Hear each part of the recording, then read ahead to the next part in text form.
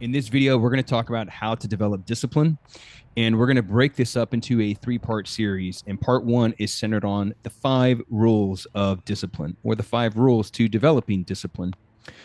What's up, man? It's Hector, the Kettlebell coach. If you're new to the channel, welcome. This whole channel is devoted to helping you build a stronger, leaner, and more capable body in less time so you can have more time to do what you enjoy. If you're new here, welcome aboard. I like what Cus D'Amato, who is the famous boxing trainer of, in my opinion, the best boxer, greatest boxer to ever live, Mike Tyson. Cus D'Amato said in an interview, he said that discipline enables a person to do that which needs to be done, which is also my definition of a professional. So being a professional, by the very nature of being professional, that is rooted in discipline. You know, discipline gets a bad name because we think of it in terms of like punishment. We're getting into trouble. I did something wrong or I messed up, therefore I'm going to be disciplined. When discipline is pure, it's just commitment. That's all it is.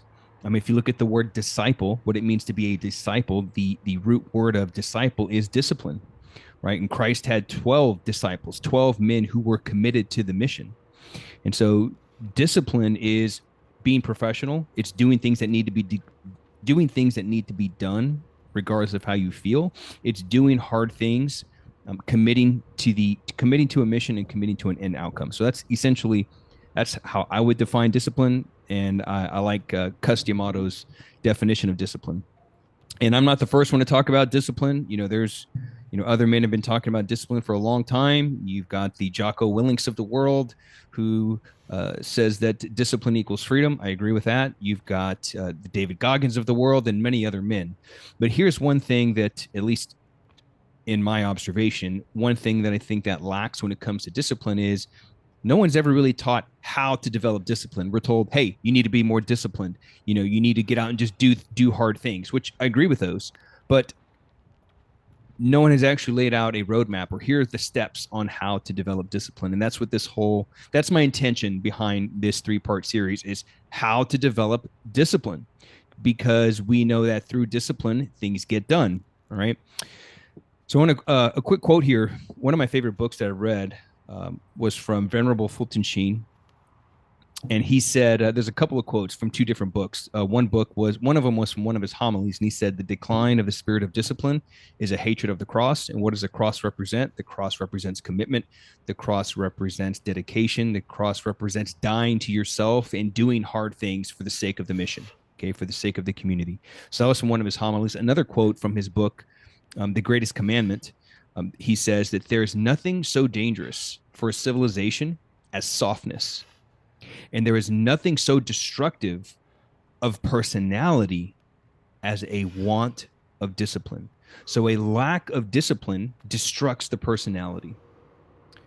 So in this series, we're going to break it down into these 3 parts. Part 1, which we're covering today, the 5 rules of discipline. Part 2, we're going to talk about the 5 components to building a new discipline.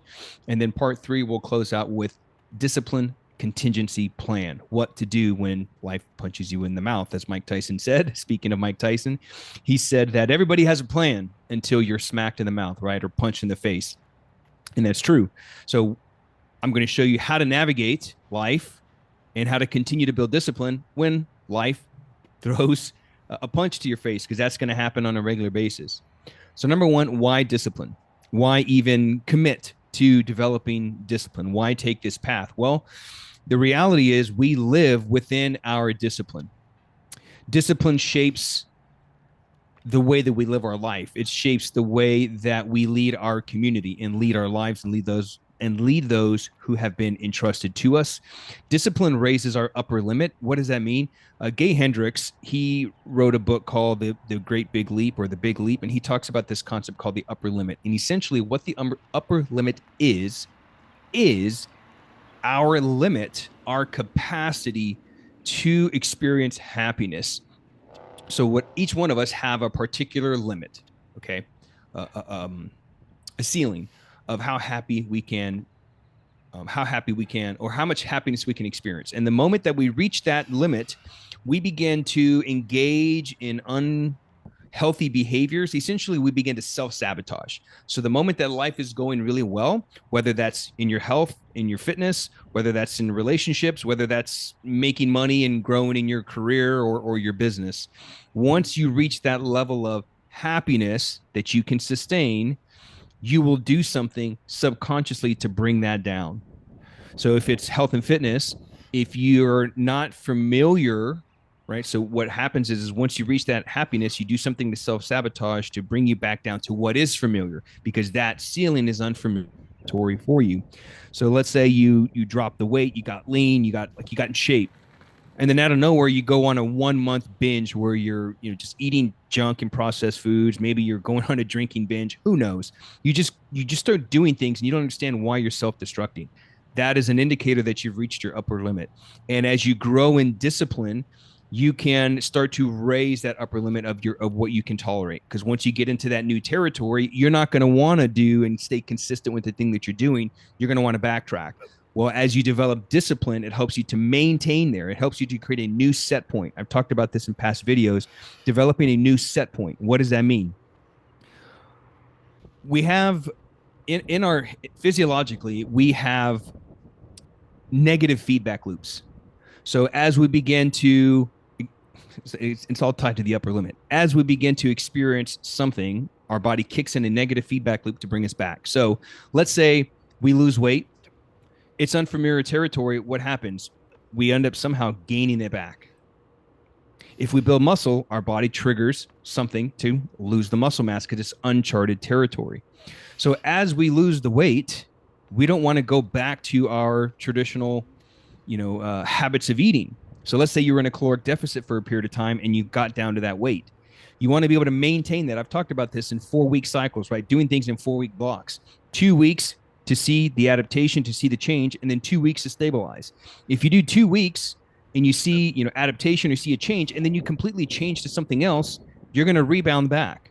So what you want to do is you want to do things in 4 to 6 week blocks. So 4 is the sweet spot. You do things for 4 weeks. 2 weeks, you see the adaptation, you see the change, and then another 2 weeks to sustain and stabilize those gains. Otherwise, you'll rebound. And so what you're doing in stabilizing those new gains is you're creating a new set point. So I want my body to get comfortable, like, no, this is a comfortable weight for Hector to be at. This is a comfortable number of pounds of muscle for Hector to have on his body. Otherwise, your body will trigger a negative feedback loop to break down, right? So as we go anabolic, we gain the muscle. Well, that anabolic effect triggers a catabolic effect, and it begins to tear down the muscle. All right. And the same thing for our personal life. These are upper limits. And so discipline allows you to stay at that level and stabilize those gains that you've had to create a new set point, to create a new upper limit. Okay. So you'll never get rid of your upper limit. The goal is just to elevate that upper limit, and building discipline allows you to raise that upper limit. And ultimately, discipline is a reflection of your performance, right? Because it's all about inputs and outputs. And this conversation with my daughter, who struggles with math. She does good. She's got a mid to high B, but we're like, hey, I know you can get an A. She's like, I'm just not smart enough to get there. And I'm like, no, that's a lie. That's not the truth. It's just a matter of doing the work. Now, will it be more difficult? There are things that come more natural to people. Some people just might be great at math, and so it's less effort for them to get an A. It might take a little more work. So for me, I'm not great at drawing, and I'm not great at drawing because I don't put the effort into it. But I have to put a lot of effort into drawing to even make something look like art. My daughter's very art driven. The artistic gene in our family is pretty high. My father's a musician. Her brother's an art. He went to school for art. My wife is. My son is. They're all very art savvy, right? They just kind of gravitate to that. So I said, look, there's going to be things. Doesn't mean you have to work harder, but it may not come as easy to you. But it's just all about doing the work. Really, it just comes down to doing the work. Because someone that's got the talent and the skills, if they don't put the work in, and they go up against a person that has the discipline, built that discipline to do the work regardless of how they felt, that person is going to destroy the person with skill that doesn't put any effort in. And so it's just all about inputs and outputs, right? So discipline, if you want to take a look at your performance, take a look at how disciplined you've been to putting the work in. So discipline is way more effective than relying on motivation. Relying on motivation is based on your feelings. It's fleeting. You're going to feel like doing something one moment, and then you're not going to feel like doing it the next moment. This is why long term, I don't like relying on auto regulation type training to get the results that I personally want. Because over time, you can get stuck on relying on your feelings. Discipline, on the other hand, is based in reason. This is a thing that I want. This is a thing that I need to do. These are the steps that I need to take. But at the end of the day, it's all about inputs and outputs. Okay. So, rule number one for developing discipline is practice one discipline at a time, build one discipline at a time. I did a video about this on the channel where I talked about ordinary time training versus on mission style training and how that entire framework that we built out inside the academy, inside of our elite coaching program, is tied to. So the church goes through 7 periods of time, the proper of time, and we align that to our strength training. And so ordinary time is when you can practice new skill sets, develop the skills for the training that you're about to go into. I did this after I finished my 15-month like volume accumulation where I was working through the jerk for 15 months and then eventually started adding different variables. But after doing that and after building those skills, and then I went into a skill practice, like working on single arm jerk, working on long cycle clean and jerk, working on double jerk. I showed this in the kettlebell medley video to get me ready for the skills that I'm getting ready to train. And so on mission is when you get into the actual data driven, the plan training protocol. So ordinary time is more based on auto regulation. I'm not against auto. You hear me dog on auto regulation approaches. I'm not against it. I use it. I think it's great for practice. I think it's great for people that are getting into strength training. And it's definitely a good tool to get to know what you can tolerate.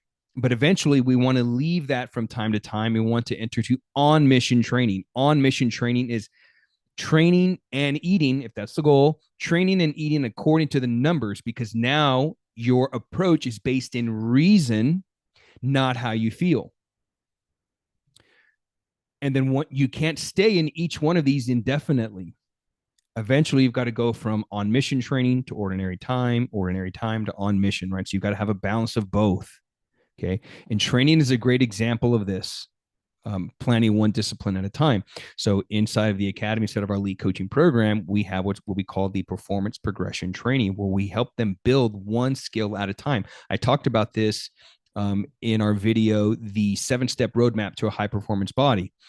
We take this approach with the nutrition, and we take this approach to strength training. So if we look at strength training, we're working on building the press, right? Building those foundations, building the clean, building the deadlift, but the primary training is the press. Then the second month, we begin to add the squat. So now we're training press and squat. And so we solidify those gains for a month. Then the third month, we add reverse lunge because that's an essential, asymmetrical pattern.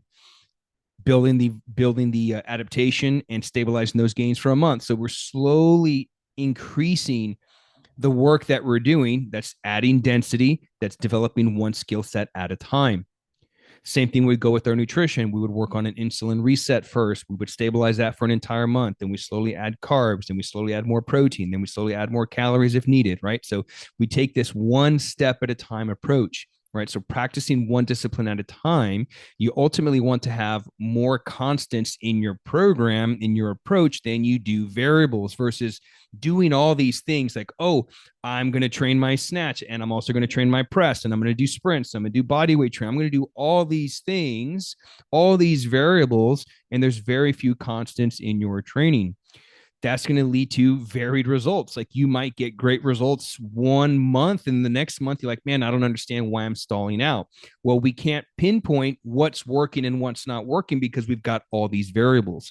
So you want to have, I'm not saying you can't train multiple things at once. That will come. I'm going to talk about that here in just a second. That will come. But I would definitely in the beginning work on developing one discipline at a time. Okay. And then as you progress, change one variable at a time. I did that in my jerk practice for 15 months. I did for 6 months. It was just a pair of 24s. That was a constant. I trained Monday, Wednesday, Friday. That was a constant. I kept the same repetitions. That was a constant. Did sets of 3. The only thing that varied was the volume. Monday, I did 30 minutes. Wednesday, I did 36 minutes. Friday, I did 44 minutes. So there's a 20% change in each one because based on experience and research, the Soviets have shown that that's what delivers the best gains, a minimum 20% change. But I had way more constants. It was like 25% varied and 75% constant, right? Because I had it was the weight, it was the number of reps per set, and the actual training schedule. That stayed the same. The only thing that varied was the volume. Okay, so more constants than you have variables. In our kettlebell jerk program, we've got a full program. I'll drop it in the description if you want to take a look at that. Pick that up. Would love that. Would love to have you in the academy. Our program is called Kettlebell Berserk. We take the exact same approach when it comes to building your jerk. Cycle number 1 is jerk alone. That sounds odd. Training the jerk independently, just by itself. You do that for 6 weeks. Then we get into jerk and squat. Then we get into training the clean independently and the jerk independently. And then the last cycle is long cycle, clean and jerk, bringing everything together. So we take that approach. And you can, if you look at some of Pavel's work, a lot of Pavel's work is rooted in the same concept. Rite of passage. It's just clean and press 3 times a week. Ladders, 1, 2, 3, 1, 2, 3, 4, 1, 2, 3, 4, 5 ladders, right? The volume is the only thing that varies. If you look at return of the kettlebell, it's 2 weeks of clean and press. It's 2 weeks of clean and jerk, right? So alternating the two, but it's still one skill set at a time. And if you look at Q&D, you're training the snatch for a period of time. The other cycle, you're training the press and you're training you're training the power push-up and you're training the swing. 2 skills, but you train them independently. You do a whole series of swings, rest, and then you do a whole series of push-ups. You're minimizing fatigue, you're building skill sets, and you're breaking up and training one discipline at a time. Same thing with level 1 SFG certifications. We practice one skill set at a time. Same thing goes in your business. If you're building content, if you're building, landing pages to grow your audience, you only tweak one variable at a time. If I change the whole page every single time, and I saw progress, whether it's positive or negative, I have no idea which one of those changes had an impact on the end outcome, right? So rule number 1 when it comes to building discipline is practice one discipline at a time. The second principle, we've talked about this in a previous video, 3 ways to get more from your kettlebell practice. This was one of the things that we talked about was dominanta. Dominanta is one of our 3 mechanisms to getting stronger within the Strong First system, but this can also be applied to developing discipline. This can also be applied to your personal life. And I've got a quote here from You Are Not Your Brain. This is from Jeffrey Schwartz. He's a neuroscientist that wrote this book, and it's all about habits and how your daily actions, things that you focus on, and how it can solidify good habits or bad habits. And he says here, repeatedly focusing your attention on something, a thought, a sensation, an event, response, an action over and over, the more you sustain your focus of attention on something, the denser your attention is, the more likely a specific habit will be wired into your brain. So what he's talking about there is a concept called attention density. So essentially, you're going to get more of what you focus on, right? And we know that what we focus on grows. Okay. So don't focus on things that you don't want to come into your life, and focus more on things that you want to come into your life. Okay. You get more of what you focus on. And ultimately, movement is a behavior. I talked about this in one of our videos called Kettlebell Flows, the 3F framework. Movement is a behavior. So let's say you've got a kid and they misbehave and you don't correct the behavior. All you're doing is reinforcing bad behavior. And by the time the child gets old, it is very difficult, near impossible to change that behavior. Same thing with your strength training. Same thing with building discipline. If you don't make the corrections, it's going to be difficult to make corrections down the road. If I've got a bad shoulder if I've got a bad back, but let's say particularly bad shoulder, because no matter how many times we as guys have bad shoulders, we still want to snatch and do presses and clean and jerks. But if I strength train on a bad platform, if I strength train on a bad shoulder, I'm only reinforcing that bad behavior. Now, what I want to do is I want to clear that out. We have a course called Strongest Tech Foundations, and it's all about identifying movement viruses. What are movement viruses? Movement viruses are essentially your movement compensations. So think about, we like to use this terminology, movement viruses, because it helps think about like a virus in a computer. Once you remove the virus from the computer, what happens if you don't install antivirus software? If you don't install antivirus software, the virus comes back. So stretching, things like that are a window of opportunity to make a change. But if you don't install antivirus software, i.e. stability training and then strength training, it comes back. And if we continue to strength train on that bad platform, it just reinforces that virus. It reinforces the bad pattern. So we need to pause, clear things out, create the mobility, reinforce with static and dynamic motor control, and then introduce strength training, right? In order to change that pattern. So movement is a behavior. So if we focus on continue to train on a bad platform, we're going to get more of that. So essentially, dominanta is what's the discipline that you want to cultivate into your life?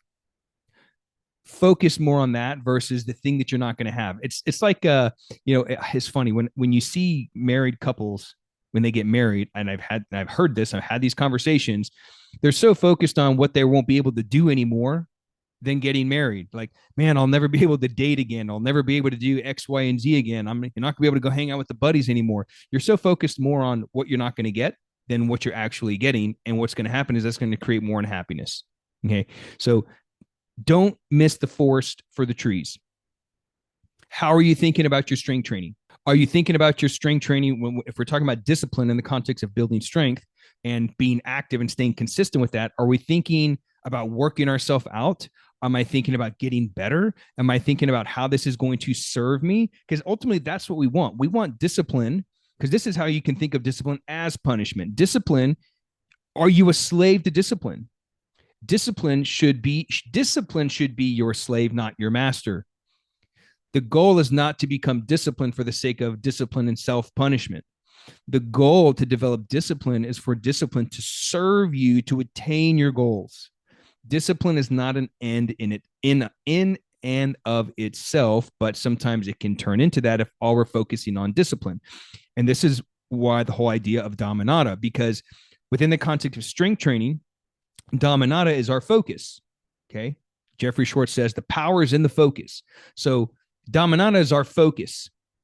And so when we're talking about strength training, the primary focus, the primary goal should not be how much tension can I generate.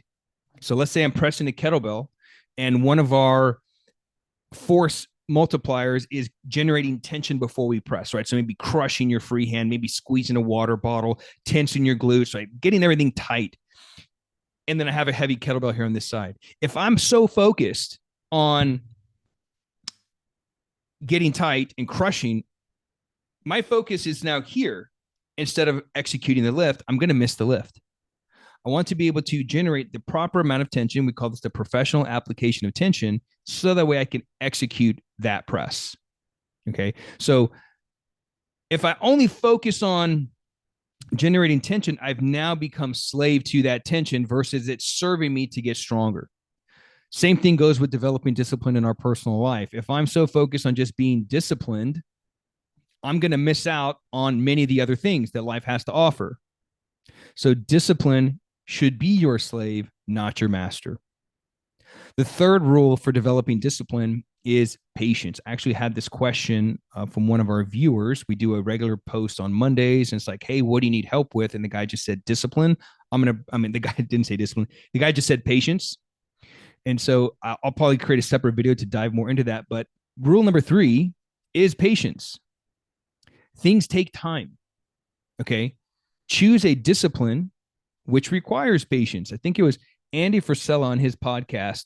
He was quoting something a music teacher shared with him.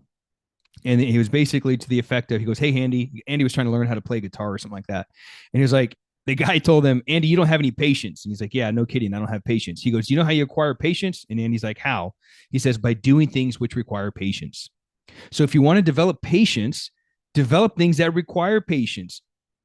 For me, I mean, I'm doing this double kettlebell jerk program. My goal is in 3 years. So I actually started on Wednesday, this past Wednesday, which was my birthday, 45 years old. I'm like, I've got 3 years. That's my goal, 3 years to build this thing. That's going to require a lot of patience to stay consistent, right? That's principle number one in program design, continuity of the training process. Training is going to be boring, but I got to develop the discipline to stick with it. And by taking action, by virtue of taking action, you build virtue. The very essence of taking action requires courage and it requires patience. So do things that require patience. Like I said, it took me 15 months to get to this point to starting this double kettlebell jerk program. And it's going to take me 3 years. My goal is by the end of 3 years, my 48th birthday, I started day one on my birthday of 45. And my goal is on my birthday of 48 to do a full kettlebell training session with a pair of 48 kilo bells, double jerk pair of 48s. That's my long-term goal. My goal is to be able to do sets of 3 for 45 minutes. My goal is 30 sets. So 90 double jerks with a pair of 48s. And I'll be documenting that journey here on the channel. So that's going to require patience to get that done. Training jiu-jitsu, that requires patience because you're not always going to be great. Sometimes you're going to be the hammer. Sometimes you're going to be the nail. Learning a musical instrument, learning a new language, having children, growing a family, all of those things require patience. So when it comes to you choosing and developing discipline, whether it's that discipline is strength training and any of the disciplines that I just mentioned, choose something that's going to require patience. Okay. Because it's going to require time. How much time are you willing to invest also into growing that discipline? But I recommend aiming for daily improvement. Aim to make fewer mistakes. You're not going to be perfect out of the gate when it comes to developing discipline around your strength work, your nutrition, your relationships. None of that stuff's going to be perfect. I just finished reading a book called Discipline is Destiny by Ryan Holiday. And he goes through like, I want to say it's like maybe 10 characters, not characters, 10 people throughout the history of like, let's say the US and even the world really, and how each of them used discipline to create freedom, to establish their to attain their destiny in life. And one of them was Lou Gehrig. And he said that Lou Gehrig, he was, according to his research and people that he studied that knew Lou Gehrig, everybody said Lou Gehrig never made the same mistake twice. That's what discipline does. Can I stay disciplined? And can I learn from my mistakes as I grow along the way? So if you can learn from your mistakes and not quit, you will be successful in whatever thing that it is that you're pursuing. So just be patient with yourself and what you're doing. Just know that great accomplishments take time. Great accomplishments take time. Rule number 4 is automation. Practice until it becomes automatic, until it becomes second nature. Strength is the same exact way. So as we develop and we practice one skill at a time, as we work on generating tension, learning how to grab the ground, and then learning how to pull up your kneecaps, learning how to, tense your glutes, brace your abs, learning how to breathe, like practice each one of those one at a time. I can't remember which video it was, but I talked about this. And as I'm going through my strength training, each set, I try to focus on one particular improvement. So, I do a set of jerks. I assess like, how did that feel? What did I, what is something that I want to improve on the next set? Maybe it's my breathing. Maybe it's my setup. Maybe it's how I catch the bells in the rack. Like I pick one thing and then I try to execute that thing. Next set, what's the next thing I can add? Next thing I can improve upon? Third thing. And then after I've done about 3 to 5, I don't want to keep going because then you're trying to do, 10, 20 things, too many variables. I'll choose 2, 3 top. I will do 5. And I just cycle through those. Once I do, let's say I choose 3. I do, okay, I'm going to make this correction, and this correction. Once I've done the third one, come back to the top. Now, when I do that first correction, I don't want to lose the others that I've already established. As I do the second one, I don't want to lose the others that I've established. So as I work on this skill building, right, these skill sets, I want to continue to work on them as they become automatic. And we call this zipping up within the Strong First community. Eventually, what you're trying to do is you're trying to generate this tension and zip everything up from the top into the rack position to execute the lift. And eventually, that zipping up, that is a skill. This is why we say strength is a skill, because you need to practice those skill sets in order for them to become automatic. So do not start adding multiple disciplines until things become automatic.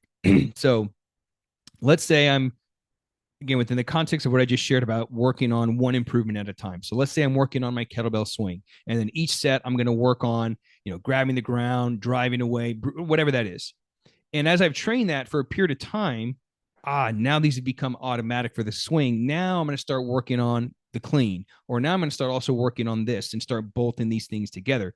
But train that swing, build those skills until that becomes automatic. Okay, till it no longer requires you to think, you just do, which is only possible by practicing, which is why I go through an accumulation cycle, practice, develop the skills, because your skills are your default. Their skills are your default settings. Once fatigue hits, once adversity hits, you're going to default to your training and what is it you know. In an upcoming video, I'm planning for you, I'm going to talk about how to develop and how to build a kettlebell complex. And it's all going to tie into this, building one thing at a time, and then ultimately automation. And then this leads to rule number 5, synergy. Once you have gone through rules 1 through 4, you trained one skill set at a time. You worked on improving your focus. You worked on developing patience. It's now become automatic. Now you can synergize all of your efforts and bring things together. You can train multiple disciplines at one time. You can practice multiple disciplines at one time. The same thing. Again, these are things that you can just apply all these rules for life. Training jiu-jitsu, same thing. I recommend training one discipline at a time. Play one game, develop the skills in that one game, get it down before you add another game. So if you're playing, I play spider guard, I play top, I play top, I play, knee slice, I play deep half guard. Like if you're playing all these games, what's the saying? Jack of all trades, master of none kind of thing. Get good at the one thing. And then you can start to, start in, and then you can move out from that point. So rule number 5 is synergy. You can start to build multiple disciplines at a time. So if you've been trained, so if you notice, that is the approach that I took with this jerk. I just trained the jerk over and over for 15 months. Now what I'm doing is I'm starting to add an additional exercise. The new exercise that I'm adding now is I'm actually probably going to add 2. The exercise that I'm practicing on in between days is the kettlebell front squat. And I'm using a pair of 40 kilo bells because I want to get comfortable carrying those 40s, which I haven't used a pair of 40 kilo bells. Honestly, I think the last time I did that was maybe 2019. The last time I trained with a 40, let alone a pair of 40s.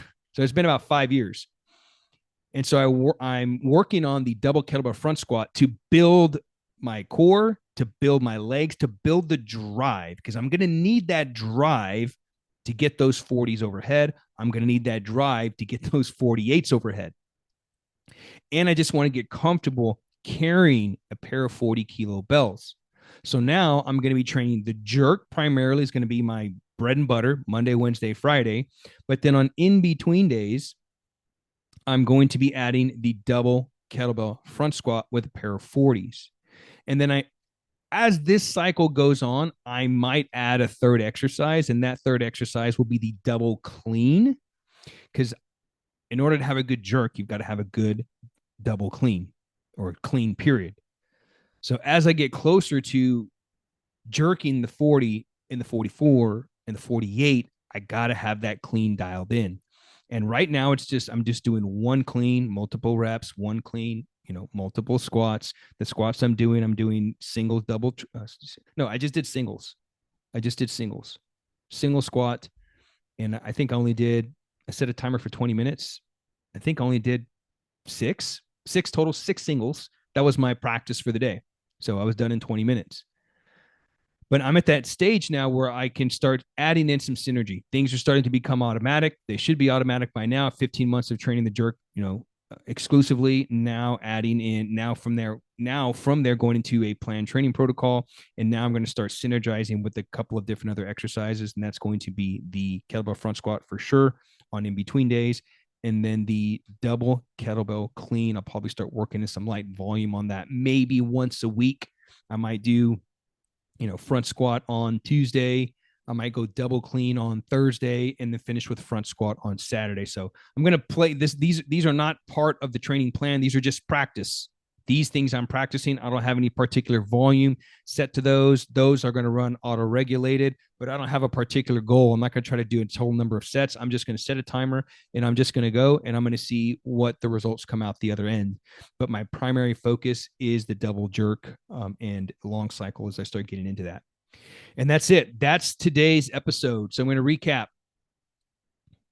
Rule number 1 for developing discipline: practice one discipline at a time. We see this across all areas of life. You see this across my training programs. You see this across Pavel's work, and you can look at this in all of life. You look at this in jiu-jitsu, practicing one thing at a time, getting good at the one thing before adding multiple variables. The second rule is dominata. What's your focus? How are you looking at your training?